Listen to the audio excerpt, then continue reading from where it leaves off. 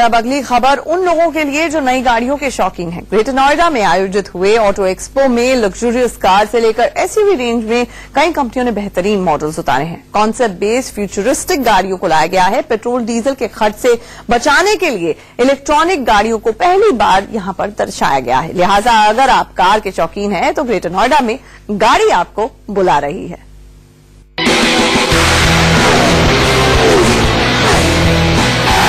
अगर आप कारों के शौकीन हैं,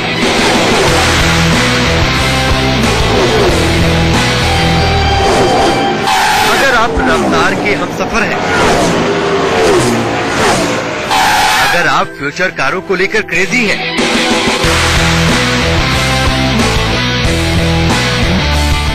तो आपके लिए वन स्टॉप डेस्टिनेशन है ग्रेटर नोएडा का ऑटो एक्सपो।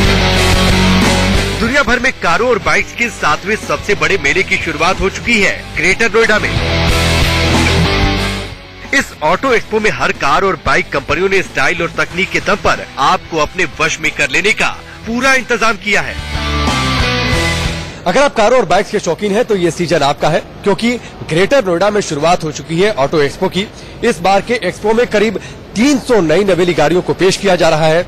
यानी अगर आप कारों के शौकीन हैं, रफ्तार के शौकीन हैं, बाइक्स के शौकीन हैं, तो इस बार के ऑटो एक्सपो में आपके लिए बहुत कुछ खास रहने वाला है। इस बार के ऑटो एक्सपो में सबसे ज्यादा जिस कार को लेकर चर्चा हो रही है वो है मारुति सुजुकी की concept future S car. Company का दावा है कि उसकी ये कार फ्यूचर में यंग और बोल्ड इंडिया के साथ कदमताल करते हुए अपने सेगमेंट में बाकी कारों को पीछे छोड़ देगी। सब कुछ ठीक रहा तो अगले 2 साल में ये कार लॉन्च भी हो सकती है। कंपनी का दावा है कि इस कार को युवाओं के हिसाब से तैयार किया गया है।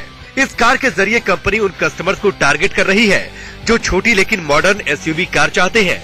बेहतर ग्राउंड क्लियरेंस और डायनेमिक अपील वाली कार देखने में भी काफी दमदार लग रही है।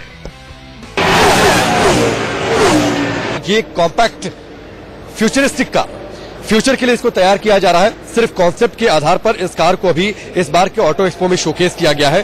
कस्टमर्स के फीडबैक और रिएक्शन के आधार पर इसके बाद कंपनी इस बात का फैसला करेगी कि इस कार को बाजार में उतारा जाए या नहीं उतारा जाए। खास तौर पर इस कार को ऐसे कस्टमर्स के लिए टारगेट करके डिजाइन किया गया है जो एसयूवी में चलना चाहते हैं लेकिन कार का भी आनंद लेना चाहते हैं।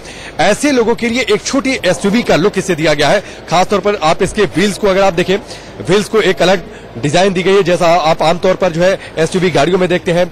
इस गाड़ी की जो ओवरऑल जो इसकी बॉडी है, इसको एसयूवी के तौर पर इसको डिजाइन किया गया है।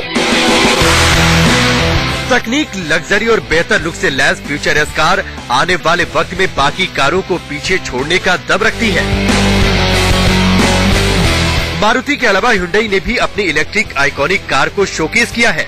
ये कार वैसे तो यूरोपियन देशों में रोड पर अपना जलवा दिखा रही है, लेकिन कंपनी इसे भारत में लाने से पहले लोगों के रिएक्शन, उनके सुझाव जान लेना चाहती है।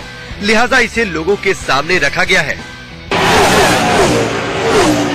इस बार के ऑटो एक्सपो में जो एक खास बात है वो खास बात है ये एक कार जो कि हुंडई ने शोकेस की है। आने वाला जमाना इलेक्ट्रिक कार का है ऐसा कहा जा रहा है। इसके मद्देनजर एक कोशिश है हुंडई की इस गाड़ी को लोगों के सामने लाकर। अब इस समय जो नई दिशा है वो इलेक्ट्रिक मोबिलिटी की है। उसमें जो है हमारे पास हुंडई के पास जो है अभी आयोनिक है इलेक्ट्रिक, जो आपने अभी इसे सिर्फ शोकेस किया है, लॉन्च नहीं किया। अभी इसको हमने शोकेस किया है। कस्टमर्स का हम इसमें फीडबैक चाहते हैं और उसी के बेसिस पे आगे हमारे प्रोडक्ट्स जो है डेवलप होंगे।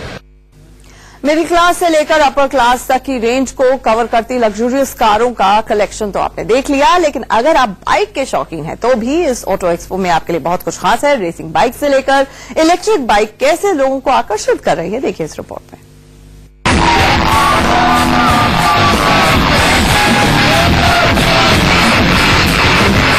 इस बार के ऑटो एक्सपो में बाइक्स और सुपर बाइक्स पर भी कंपनियों का भरपूर जोर है।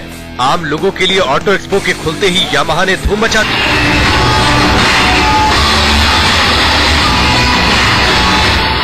जॉन अब्राहम ने यामाहा की R3 को लॉन्च किया।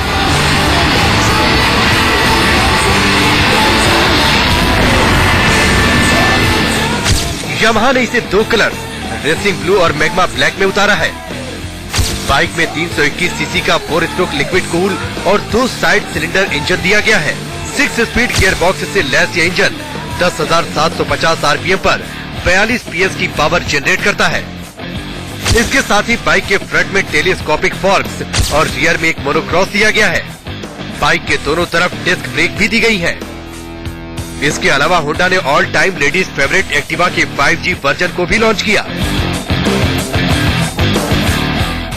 इस बार के ऑटो एक्सपो में खास बात है होंडा एक्टिवा के 5G वर्जन का लॉन्च होना। सबसे पहले आप इसके पुराने वर्जन को देखिए। 2001 में यह सबसे पहले मॉडल आया था, 2009 में यह दूसरा वर्जन आया, 2015 में होंडा एक्टिवा का तीसरा वर्जन आया, इसके बाद बारी आई 2017 में चौथा वर्जन आया और अब 2018 के इस बार के ऑटो एक्सपो में होंडा एक्टिवा का 5G वर्जन, ये अपग्रेडेड वर्जन लॉन्च हुआ है। घरों में साथ ही शहरों में जो महिलाएं हैं वो सबसे ज्यादा इसका इस्तेमाल करती हैं और जो डिफरेंस है वो मैं आपको बता दूं। डिफरेंस है, जो पहला डिफरेंस आपको सामने से देखने पर समझ में आएगा, ये क्रोम वर्क जो आपको पिछली जो जनरेशन है होंडा एक्टिवा के उसमें ये फर्क आपको नहीं दिखेगा। ये नई चीज इसमें इंट्रोड्यूस की गई है और साथ ही जो इसकी हेडलाइट्स है वो हेडलाइट्स LED हेडलाइट्स है। ये एक नया इसमें इंट्रोडक्शन है।